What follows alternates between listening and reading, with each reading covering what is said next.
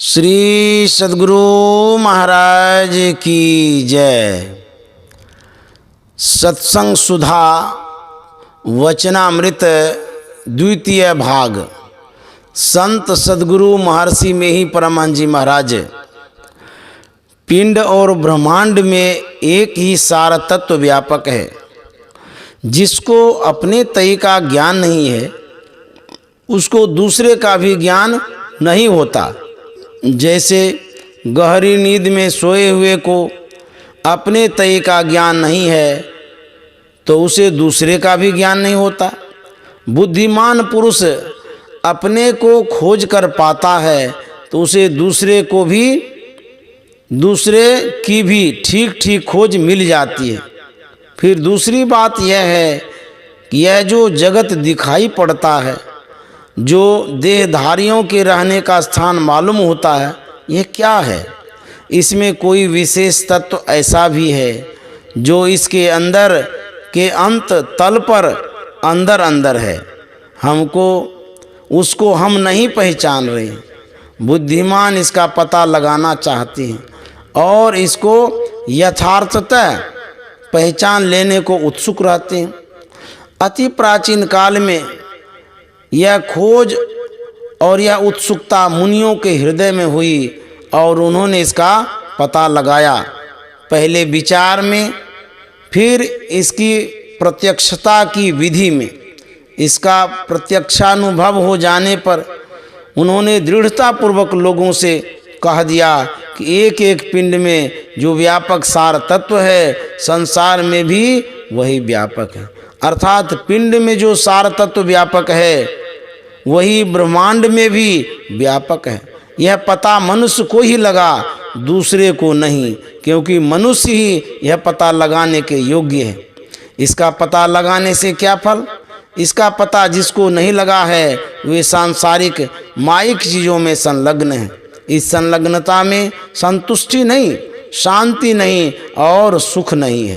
परंतु जिसको पिंड ब्रह्मांड में व्यापक उस एक सार तत्व का पता लगा, उन्होंने कहा कि उस सार तत्व का पता लगते ही सांसारिक माइक वस्तुओं की संलग्नता छूट जाती है और कथित सार तत्व में उनकी संलग्नता हो जाती है। सब दुख छूट जाते हैं, फिर नीचे गिरना नहीं होता है। इस संसार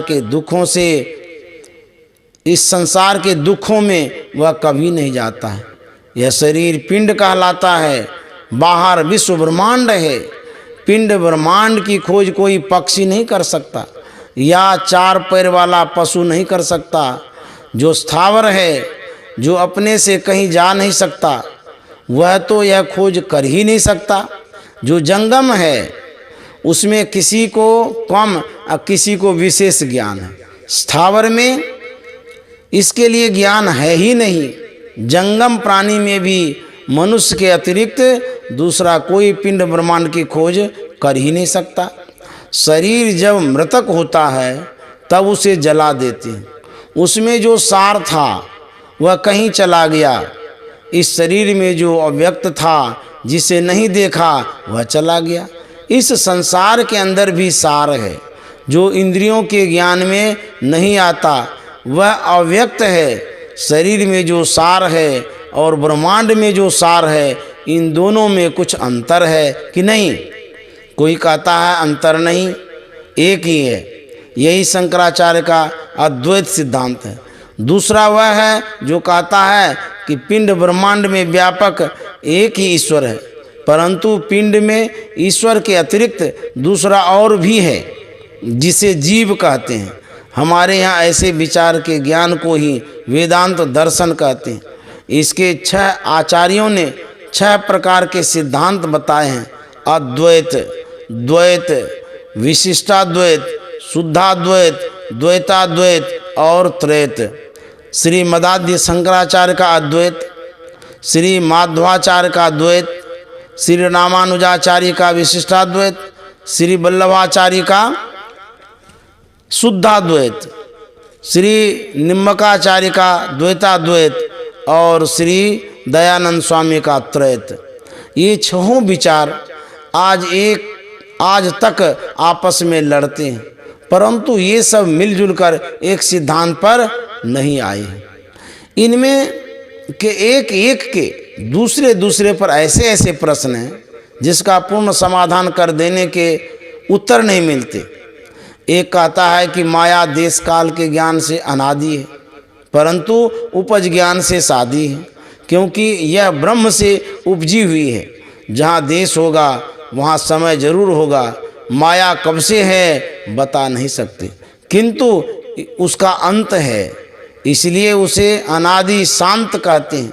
माया को भ्रम कहे चाहे इसकी स्थिति माने, किंतु दोनों माया के पार होने कहते हैं। प्रकृति पार प्रभु सबुरवासी, ब्रह्म निरीह विरज अविनाशी। अद्वैतवादी के ऊपर यह प्रश्न होता है कि यदि एक ही एक है, दूसरा कुछ नहीं है, तो भ्रम किसको हुआ? सर्प और रस्सी दोनों को देखता है, तब उसकी धुंधली रोशनी में भ्रम होता है, किंतु जिसने कभी सांप को देखा नहीं है उसको भ्रम क्यों होगा?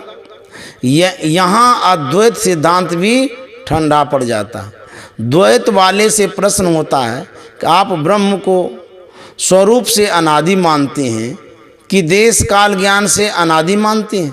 तो कहेंगे वह सब तरह से अनादि है, तत्व रूप से अनादि अनंत है। तो फिर प्रश्न होगा कि अनादि अनंत एक ही हो सकता है कि दो? तो कहना पड़ेगा कि अनंत एक ही हो सकता है, तत्व रूप में अनंत एक ही हो सकता है, जिसकी सीमा नहीं हो। असीम या अनंत तत्व एक ही हो सकता है, दो नहीं। यदि दो मानो तो दोनों की सीमा जहाँ होगी दोनों ससीम हो जाएंगे। दो पदार्थ तब मालूम होंगे जहाँ सीमा मालूम होगी। असीम या अनंत एक ही होगा तत्व में, उससे दूसरा तत्व उसके अंदर मानो तो वह दूसरी चीज जो उसके अंदर होगी उस पदार्थ से उसको फुटाने के लिए तो कुछ सीमा बतानी होगी। जहाँ सीमा होगी वहीं दो हो जाएंगे। यदि कहो कि अनंत उसके परमाणु में व्यापक है, तो परमाणु वह वस्तु है जिसमें पोल नहीं होता, जो उसमें दूसरा घुसेगा, कुछ घुसेगा, तब यह कहा जाएगा कि जो उसके परमाणु में भी व्यापक है, तब वह परमाणु भी उसी से बना हुआ है। मैं कहता हूँ इन सब झगड़ों से अलग रहो। द्वैत मत वाले अपने मत को जबरदस्त और अद्वैत मत वाले अपने मत को जबरदस्त बताते हैं। दोनों अपने अपने मत पर अड़े हैं, किंतु नम्रता से कहो कि एक परमात्मा ही सब तरह से अनादि अनंत है, तो इसको सब मानते हैं। इसकी खोज में चलो, खोज कर निर्णय हो जाएगा कि क्या है। उसको प्राप्त करने से जिस सुख के लिए अभी ललचते हो उसको प्राप्त कर लोगे, नित्य सुख मिलेगा। उसके पास जाओगे कैसे, इसको जानो। पहले यह जानो कि जिस ज्ञान से तुम संसार को पहचानते हो, यह जानते ही हो कि इससे तुम ईश्वर को नहीं पहचानते। तुम इंद्रिय ज्ञान से संसार को जानते पहचानते हो, इस इंद्रिय ज्ञान से ईश्वर को नहीं पहचानोगे। इंद्रियों से युक्त होकर जो ज्ञान होना चाहिए वह तुम जानते हो, इंद्रियों से अलग होकर जो ज्ञान होना चाहिए वह ज्ञान तुमको नहीं है। इसलिए इंद्रियों से अलग होकर केवल आत्मा से देखो। संसार के रूप ज्ञान के लिए नेत्र है, घ्राण को ग्रहण करने के लिए नाक है। जिसकी घ्राण शक्ति खराब हो गई है वह नेत्र से गंध को ग्रहण नहीं कर सकता। एक एक विषय के लिए एक एक इंद्रिय है, उसी प्रकार तुम्हारे निज के लिए अर्थात आत्मा के लिए भी कोई विषय है। सब इंद्रियों को छोड़कर, मन बुद्धि को छोड़कर केवल तुम्हारा विषय परमात्मा है। वह परमात्मा आत्मगम्य है। आत्मा से उन्हें तब पहचानोगे जब इंद्रियों से छूट जाओगे। इंद्रियों से छूटने का उपाय सीखो। बाहर पर्वत पर जाओ या मक्का जाओ या पवित्र स्थान में जाओ या जगन्नाथ जी जाओ, कहीं जाओ इंद्रियां साथ रहेंगी। अपने अंदर चलो, पहले मोटी इंद्रियों से फिर सूक्ष्म इंद्रियों से छूटोगे। जागृत में बाहर की इंद्रियों के संग रहते हो, स्वप्न में बाहर की इंद्रियां छूट जाती हैं। नाक में इत्र का हुआ रहने पर भी स्वप्न में उसकी सुगंध नहीं मालूम होती। अपने अंदर में प्रवेश करो। श्रीमद् भगवद गीता में क्षेत्रज्ञ विचार दिया है। क्षेत्र मानी खेत और क्षेत्रज्ञ मानी खेत को जानने वाला। आकाश, हवा, अग्नि, जल, मिट्टी, अहंकार, बुद्धि, अव्यक्त 5 ज्ञानेंद्रियां तथा 5 कर्मेंद्रियां, मन, रूप, रस, गंध, स्पर्श और शब्द, इच्छा, द्वेष, दुख, सुख, संघात, चेतना और धृति, इन 31 तत्वों के समुदाय को स्विकार क्षेत्र कहते हैं।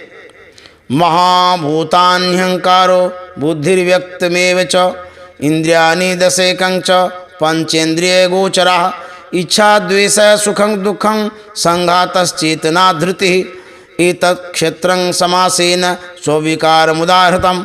गीता अध्याय 13 श्लोक 5। तत्वों के समुदाय को स्विकार क्षेत्र कहते हैं। 32वां क्षेत्रज्ञ है। आप क्षेत्र नहीं हैं, क्षेत्रज्ञ हैं। क्षेत्र के सब तत्वों से जीवात्मा या क्षेत्रज्ञ अलग हो जाए तो आप अकेले हो जाओगे। अब अकेले में जो पहचान हो वही परमात्मा है। इसके लिए बाहर में कहीं जाने से क्षेत्र से नहीं छूट सकते। स्वप्न में जाने से स्थूल शरीर और स्थूल इंद्रियां छूट जाती हैं। यह थोड़ा सा नमूना है कि अंतर्मुख होने से स्थूल शरीर और इंद्रियों से छूटते हो। इस प्रकार अंदर ही अंदर चलने से तुम सब शरीरों और सब इंद्रियों से छूटकर अकेले होकर रहोगे। तब तुम अपने को और परमात्मा को पहचान सकोगे। देह के सब अंगों को आँख से देखते हो, किंतु आँख को देखने के लिए आँख ही है। वैसे ही परमात्मा को आत्मा से ही पहचानोगे। बाहर से भीतर जाने में सब ख्यालों को छोड़ना होगा। इसके लिए अनेक पीढ़ियों के संस्कार की, दीर्घोद्योग की तथा दृढ़ ध्यानाभ्यास की अत्यंत आवश्यकता है। इसी शरीर में जैसा संस्कार बैठाओगे वैसा ही शरीर मिलेगा। मानवीय संस्कार मन में बैठाओगे तो मनुष्य शरीर मिलेगा। भजन में पूरे हो जाने से ईश्वर को प्राप्त कर लोगे। पूरा भजन नहीं होने से फिर मनुष्य का शरीर मिलेगा, क्योंकि भजन संस्कार को बढ़ाने वाला दूसरा शरीर नहीं है। यदि पाश्विक ख्याल का संस्कार हृदय में रखोगे तो पशु शरीर हो जाएगा, जैसे राजा भरत को हुआ था। राजा भरत जंगल में तप करते थे कि बच्चे से प्रेम हो गया था। इसी ख्याल में उनका शरीर छूट गया तो हरिण का ही शरीर मिला। पूर्व जन्म के तप के कारण उनका ज्ञान नष्ट नहीं हुआ था। इस शरीर को पाकर वे बहुत पश्चाताप करते थे। उनका यह हरिण शरीर छूटने पर ब्राह्मण कुल में जन्म हुआ और उनका नाम जड़ भरत पड़ा। ईश्वर का भजन करो, सदाचार का जीवन बिताओ। भजन में अपूर्ण रहने से दूसरे जन्म में मनुष्य होना ध्रुव है। मन को एकाग्र कर भजन करो। पूजा पाठ के द्वारा मन को एकाग्र करते हैं, जप के द्वारा एकाग्र करते हैं। एकाग्रता एक बिंदुता तक है। जब तक एक बिंदुता नहीं होगी पूर्ण सिमटाव नहीं होगा। पूर्ण सिमटाव के लिए एक बिंदुता प्राप्त करो। एक बिंदुता में पूर्ण सिमटाव होगा। ऐसे सिमटाव वाले को ऊर्ध्वगति हो जाएगी।